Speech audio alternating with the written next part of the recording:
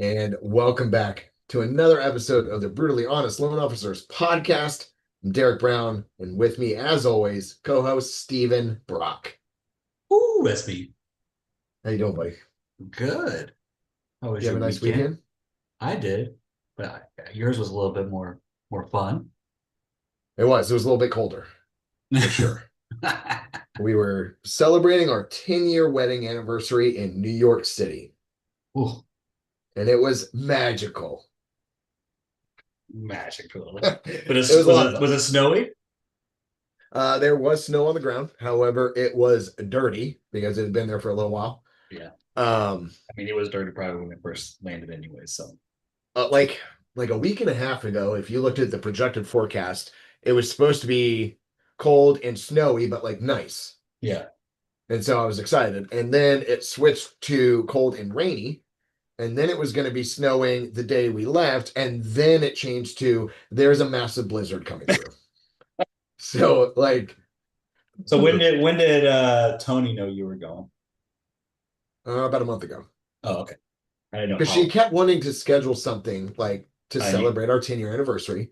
And yeah, I had already booked a trip to New York and I worked with a couple of our friends that were going to watch the kids. And so, like, I had the surprise, but then I had to tell her ahead of time because otherwise she was going to book something.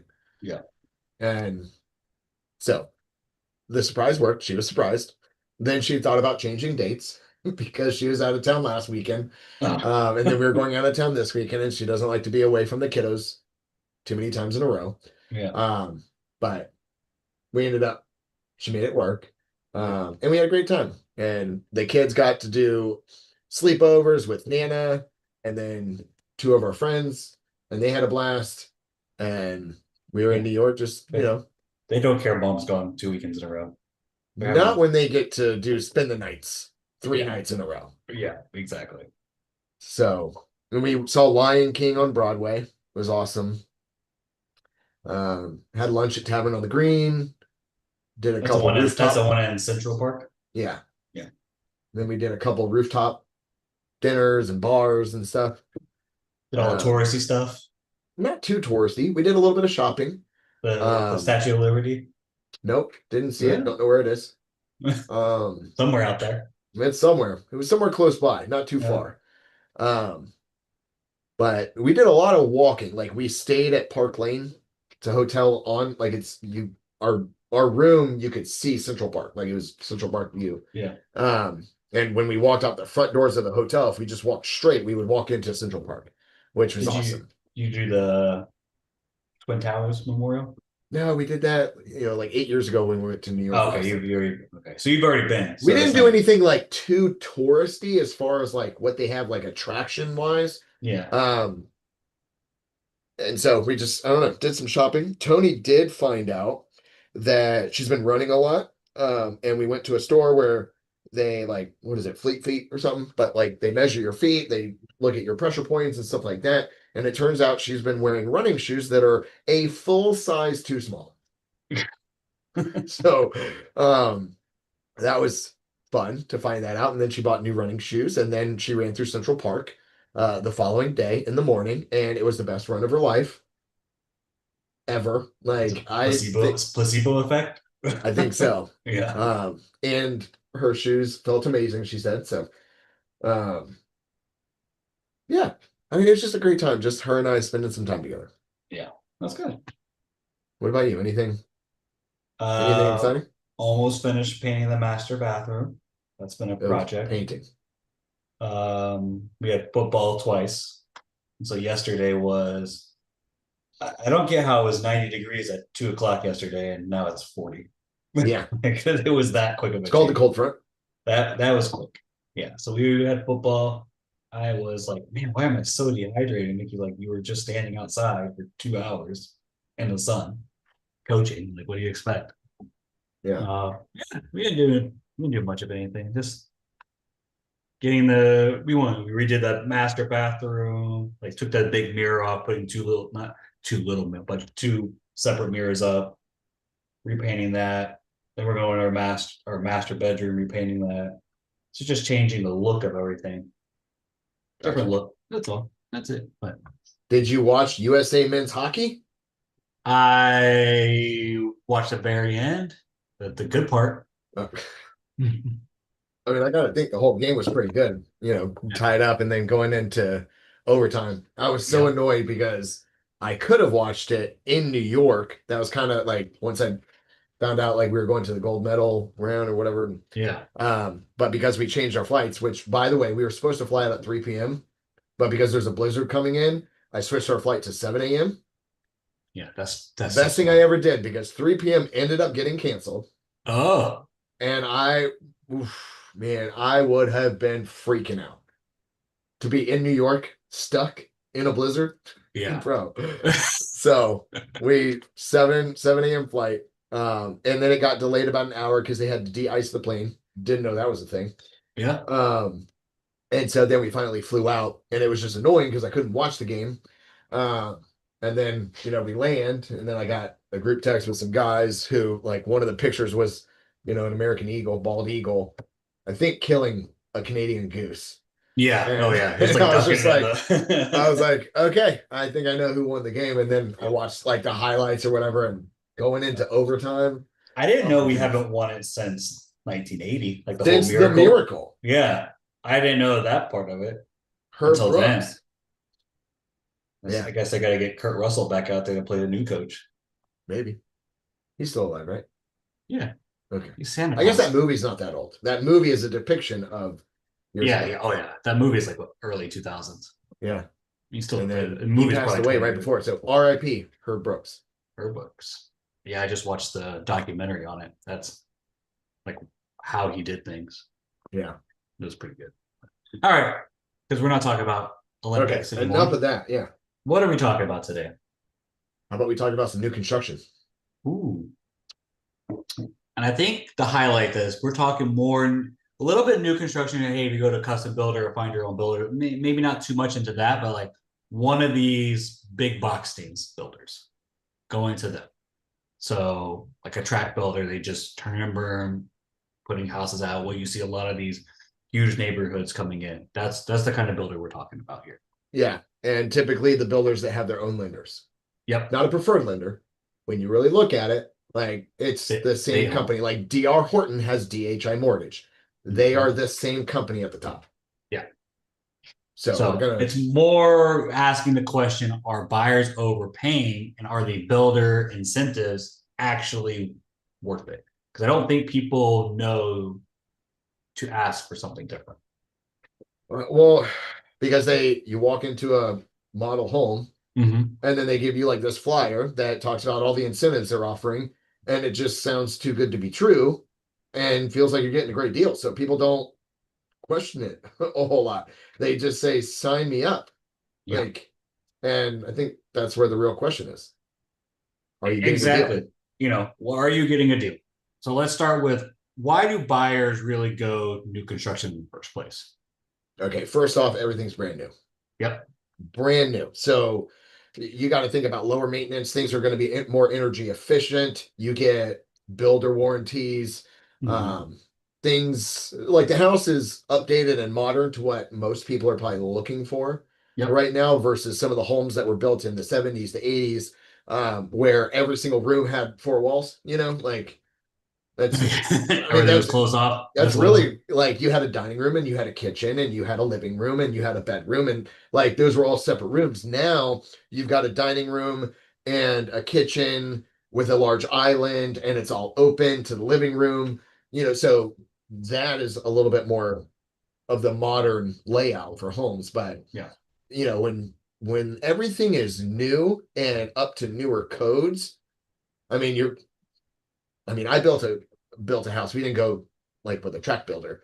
But my power bill is not a lot. My insurance super low still, so you shouldn't have any big expenses after closing on new construction. It's emotionally exciting. Like, you're the first person to live there. Yep. Nobody is there before. You're, like you said, there's no surprises probably coming from, like, oh, I have to replace my roof in like 4 or 5 years. It's a brand new roof. I got a good 20, 25 years on it. Yeah, Um, there's a home that's 30 years old. Oh, they already replaced all the electrical. And yeah. then later you find out by her brother who Yeah. wasn't a licensed electrician, like, and then things are like, oh, Little don't turn sparky. on this light when this light is on because it shorts things out. Oh, jeez. Have you ever had somebody that's like, I'm in the pantry turning on the blender and it turns the oven off? I So saw some video, I think it was like on Instagram where he's like, I could replace a light switch. He replaces it and he clicks it. It's like garage door opens. He's like, uh-oh, I don't know what I yeah. did. Like, how do I even get a wire over here?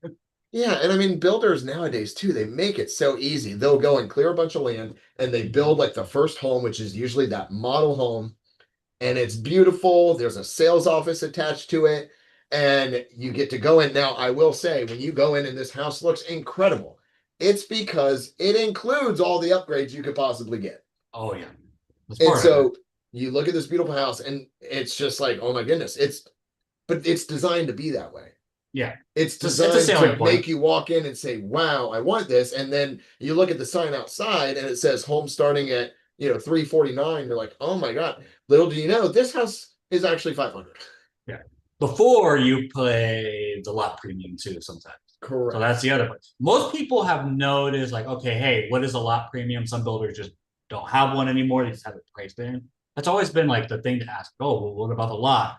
So I have seen people start asking for that. So that has helped. But like you said, it's the wow factor in there. But the honest truth of it is, buyers often pay more for new construction than they do resale, Right. but they feel like they're not. I think there's things priced in there in certain ways that they're like, well, I'm getting all these incentives. And that's what we're kind of Right. breaking down. Like, are you really getting the incentives? And it's not to deter you from not getting them. It's to make sure you understand. And I think Yeah. that's what most people don't. Well, and like okay, anytime I have a buyer that's buying a house, a lot of times we talk about your ROI. Mhm. Should you buy? What's your short-term goals, long-term goals? So if somebody's buying new construction, there's a good chance they're going to pay a little bit more than resale, like you said. If they plan on selling that home in a year, you might struggle. And especially depending on how big the neighborhood is. Yep. And like, I mean, if they're building 250 homes and they're averaging like 50 homes a year, that's a 5-year plan Like, so before. my neighborhood right now, if you bought 23, kind of at the height, even the builders were selling pretty high. Everybody was selling high. Like, your biggest competitor right now is the builder again, because the builder can give all these crazy incentives and you can't. Right. Well, you can, You can't, but some of them but can't because they don't have enough equity to give it. correct. So it's like you could get the same incentives, but like they financially can't when a Yeah. builder can't. Because a builder could take a loss and then he doesn't, she, Well, whatever, let's the just say builder. like 250 homes. Yeah. Like, I mean, a massive neighborhood, and they take a loss on a couple homes, but make money on all the others. They're fine. Yeah. Totally Exactly. fine. And they're also aimed like they're designed not to take a loss. Let's be real. Yeah. They own the pricing strategy and they're great at it. They control the inventory and they're not selling, they're not desperate sellers. No. So they're not selling to make a loss. And if somebody can't afford it, or let's just say like, the home is worth $420,000 and somebody's only approved up to 380. Sorry, somebody else is knocking on the door and they want to buy it. Mm-hmm. So they'll just sit there and wait. And I they're remember, waiting. like, what was it, like 21 when everything started skyrocketing, like when the build they couldn't build fast enough. So like, Yeah. you would be under contract at a certain price until, hey, it could be 8 months. Well, in 8 months, like that house gained like $60,000 of equity. And the builders, like, were they still giving you that contract and giving everything to you? Yes. They wanted you out of that contract. They wanted people to leave that Yeah. contract and they could go sell it for 60 grand more. Yeah. Like that's what was happening. But all right, so why don't we really see price drops with builders? They don't have to. They don't have to. It hurts them. It hurts their neighborhood, right? Instead of like, but what they usually do, instead of like a $20,000 price drop, you see $20,000 of incentives. Incentives. There it is. Like, I know in our neighborhood, they were doing like $50,000-$60,000 in incentives. That's gone, but like that's what they were doing. That's how they were clearing homes out. Right. So, and when we say incentives, there's several different incentives, Mhm. closing cost assistance. So they'll pay $15,000 towards their closing costs. They'll buy your rate down.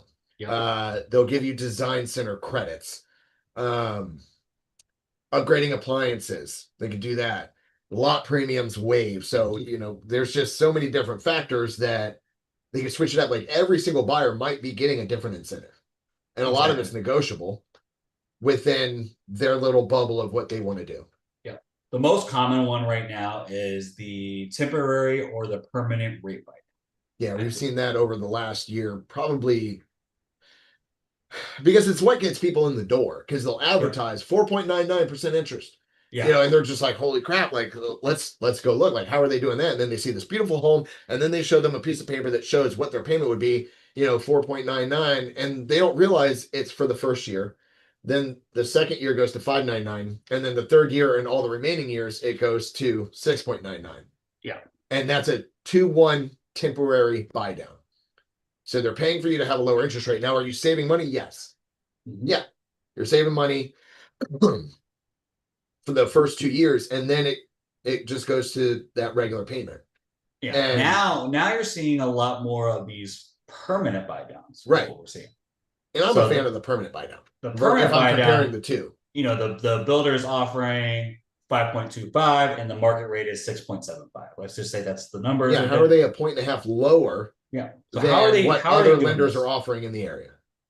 So I think the biggest key here is to understand is the trade-off is usually you're paying a higher price. What people don't usually go in and go, okay, hey, if I don't take your lender's rate, what do I get? Well, and just so anybody listening can understand, this is what you call a forward commitment. This is where and I'll just use D.R. Horton as an example. D.R. Horton is the builder, DHI is the mortgage company, and that mortgage company is basically buying like a book of rates. Mm-hmm. So use that 5.25 example. They're paying for a certain number of loans with that rate, and then they're putting people in those loans. But how do you pay for it? With an inflated price. It's not free. You just can't do it for free. They've got to make some money elsewhere. So they may not be making it on the mortgage side of things. They're definitely making it on the builder side of things. And when you look at who's at the top, same company. Yeah. So their overall bottom line is still being met. Right. But now what could happen? Now, some of these enormous home builders, the chances are less. But if somebody were to do a forward commitment and then they can't sell at the purchase price that they need to, they're gonna be screwed. Mm-hmm. So that's why you don't see like smaller mortgage lenders, doing forward commitments. It's those bigger like builder companies or larger mortgage companies that are maybe teamed up with the builder to do it to offer that. But you don't have a whole lot of time to just sit and wait to put people in. Let's do an example. So they sell the builder's price, hey, 450 for this house. We're going to give you a 4.99 rate. That's a permanent rate. Now, what people don't usually ask, they're like, oh, that's great. Like, then you come back to Derek and I and are like, oh, they're going to offer me 4.99. And we're like, yeah, we can't touch that. The reason we can't touch it is if you went and asked them, okay, if I don't take your rate and I use my own lender, what is my purchase price? And that purchase price could come back down to like, yeah, you said 420. That's what's happening. You're paying $30,000 to buy that rate. You're buying it down. And it's okay if that is what you want to do. There's nothing telling you like what they're doing is wrong. I just think people don't understand it. They think, oh, I'm not buying it down. No, you are. And somebody with that one, the example of this, their ROI was over 8 years to get that back. And they're like, well, I'm only going to stay here for 5. Then maybe you don't need to buy it down that much. Maybe you should go with a cheaper purchase price. We become your lender. We just do your mortgage then. And now you don't have that huge ROI to work with. Yeah, but also, I mean, when we're talking about an interest rate, depending on like the purchase price of the home, lower interest rate, lower monthly payments, just because your ROI isn't there, sometimes it's just worth it to the buyer to have that lower payment. Which is that's where you come in. That's where you have to compare it. And everybody is different. And this is where I think the thing that builders they don't show you it, and then people just focus on it because they don't know to ask. But it's like, okay, Dad, Now, what if you're a cash buyer? You're a cash buyer coming in there. Sometimes they just say, hey, builder price is still 450. And you never ask, like, well, I'm not taking your incentive of the mortgage because I'm paying cash. And they don't even ask. Now, Yeah. if you have a good realtor with you, like they will, and they'll get that discount. But like there have been cash buyers that are still buying at the 450. And guess what? That helps them on the next one when the next person comes and uses the Well, mortgage. there's also, so when the builder uses their own money to build that first home, the model Mm-hmm. home. Yep. Did you know that that model home is typically owned by an investor that paid cash? Yeah. Paid cash for the model home, and then they do a lease back to the builder. So they're actually getting a monthly like cash flow on it, but it Mm-hmm. also creates that first comp that's needed for comps.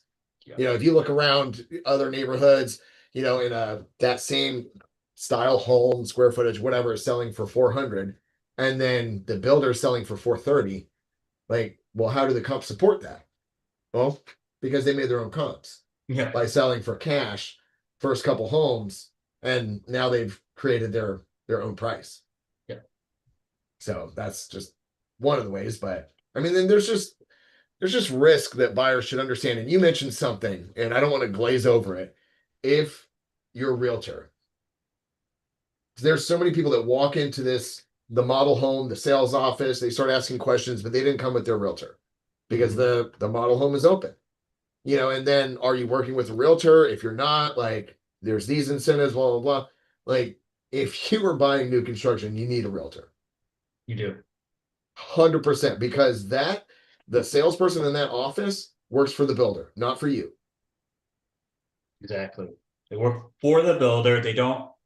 They might gloss over things that you should be asking, because you don't actually know to ask that your realtor should ask. Like that example I gave.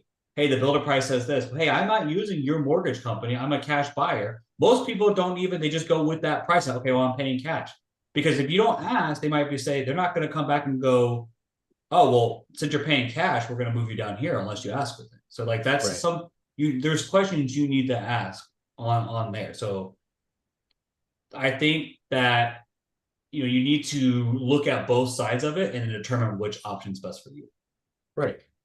Yeah. And I mean, the incentives can make sense big time. Mm-hmm. Yeah. Like if you plan to stay in the home long term, the rate buy down significantly lower the rate.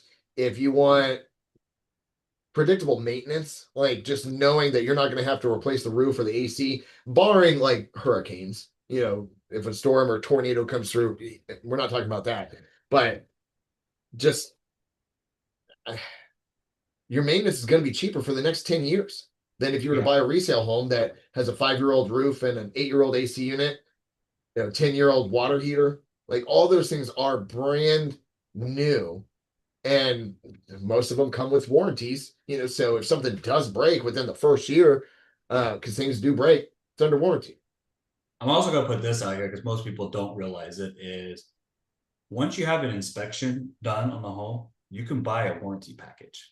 Yeah. They go off of the inspection and then they can have a warranty on all of those items. And I think a lot of people don't realize that. Like you think it has to be brand new. So if you're like, oh well, it's all everything's warranty, you can buy a warranty package and they're actually pretty cheap because you just had an inspection done and they're going off of that. So they know what it is. Right. So I think you just have to pay attention again. And then, sometimes builders are the only sellers offering real financial help here, where Yeah. they're offering, hey, I'm going to permanently buy down your rate. And if to qualify, you need it to be that rate, then it makes sense. I think this is more to people that you need to look at both sides and determine which one is better. I recently had one where we were looking at it all, and like I said, the 8 years one on another one, I'm like, well, you qualify for this, you qualify for Hometown Heroes, it's going here, and you're doing this, and they're like, I don't want to use the builder's lender now. Like I don't want to, and they lower the price for them, and now we are doing their mortgage with it. So just make sure that it makes sense with you. So um, new construction, it might not be the best choice if, like we said, you're stretching financially. Yeah. You plan to sell with that ROI window. You have to know what that window is. Like that one guy was 8 years. Hey, he was gonna sell within 5, so it doesn't make sense. And you haven't compared the resale homes nearby, even in the same neighborhood. Like my neighborhood, they've been building 7, 8 years, like you can go Golly. get, but That's a like for big us, neighborhood then. we bought They're either ours. slow builders or that's a big neighborhood. It's like 2,500 homes, so it's pretty huge. Jeez. Um, they our house that we bought was a resale, but we were going to go to the model. We had an appointment scheduled to go look at or to talk to the builder because we've already looked at the models to actually like do the paperwork. And then the one that we bought came on the market, and we're like, we'll just buy that one. It had the pool, it had everything we wanted that the builder were gonna. It was actually cheaper, and Right. the people lived in it for like a year. So it's like, okay, Pretty new. Like how much could new they mess up in a year? new enough. Like that's it. Like we had an inspection done. They're like, yeah, nothing's wrong with it. It's all brand new. Like, perfect. Would you have done an inspection if you bought a brand new home? Yes. Please.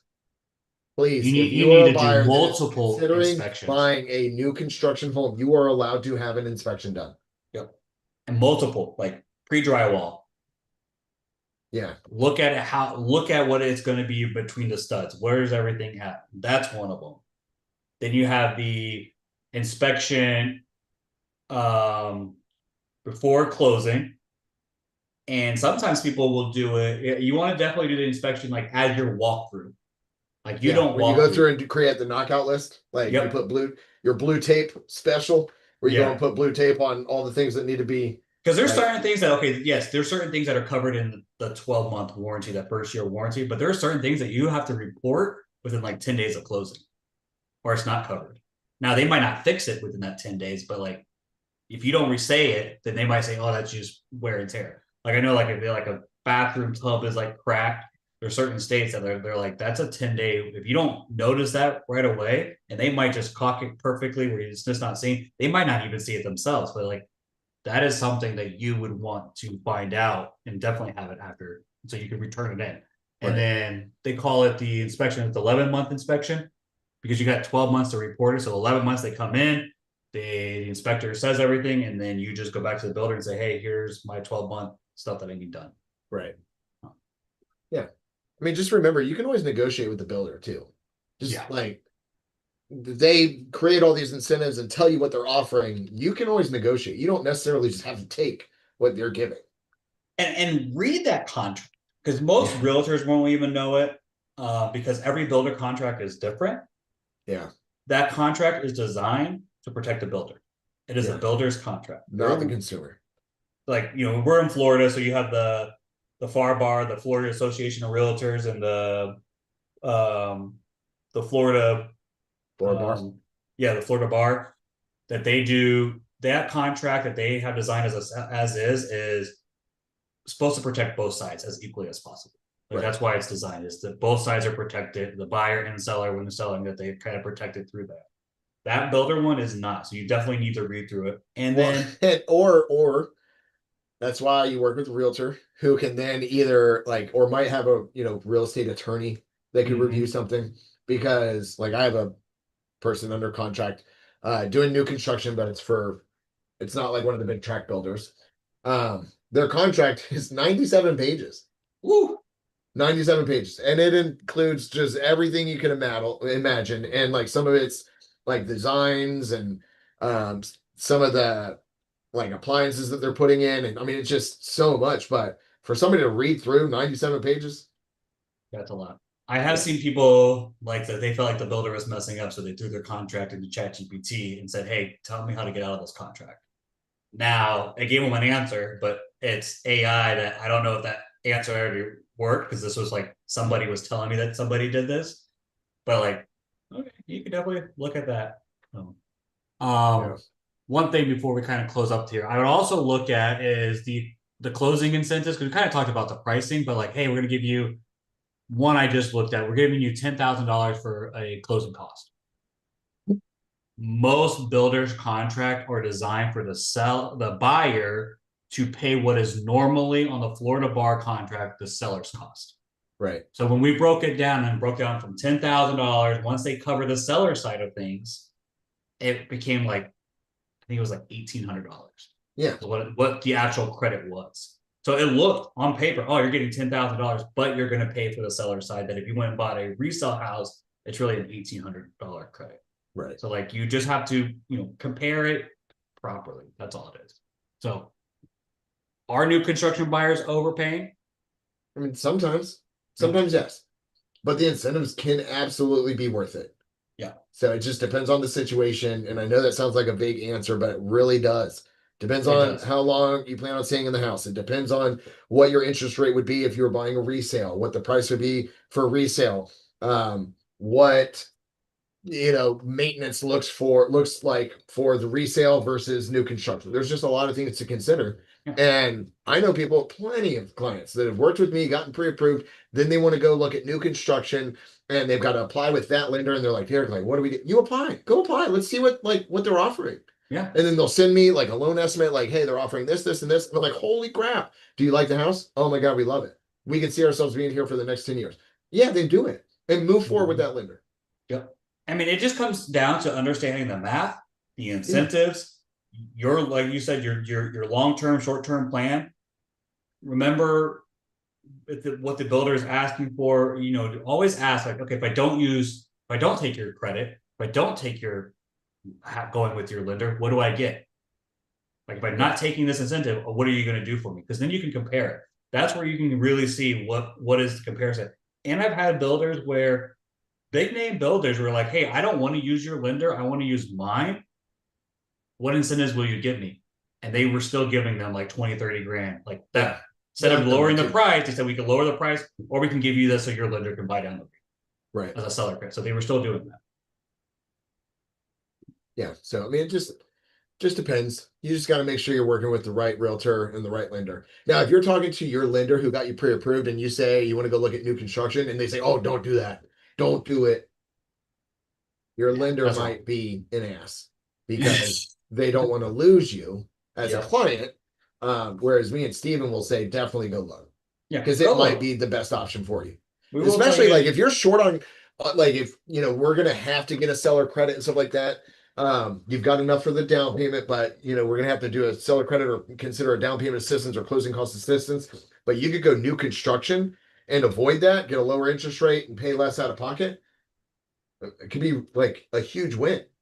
So there's a lot of times where it makes sense. Yeah. I think you just need to compare it, review it. I've had people all the time that I have pre-approved, they go to the builder's lender, they send me everything, we look at it all and look over it. And sometimes their lender just can't do it. Like depending on the deal, they can't do it. So we'll come in like, hey, we can do this. And then they're like, all right, well, you can do it. We're going to give them, what does it cost to buy it down to the rate that we said we would give them? Right. And then they pay it for it. So definitely look at that. Just make sure that you compare both sides of it to make sure that you actually understand what's going on. And if your lender is telling you not to go with a builder's lender, like Derek and I say, there are times that we look at it and just say, if this is all true, what they're telling you, run with it. Yeah, nobody's going to compete with it. And then if you have questions, reach out to us. Yeah. We're here to help. Even if it's not with a new builder, if you just want a second opinion on what your stuff looks like, we're happy to go over with you. If there's red flags to tell you, hey, this is what we're seeing, take it with a grain of salt, go back to your other lender and say, hey, this is what I need to have questions on. That's fine. That's it. Well, thanks for listening. Another episode of the Brutally Honest Loan Officers Podcast. See you guys next week. See ya.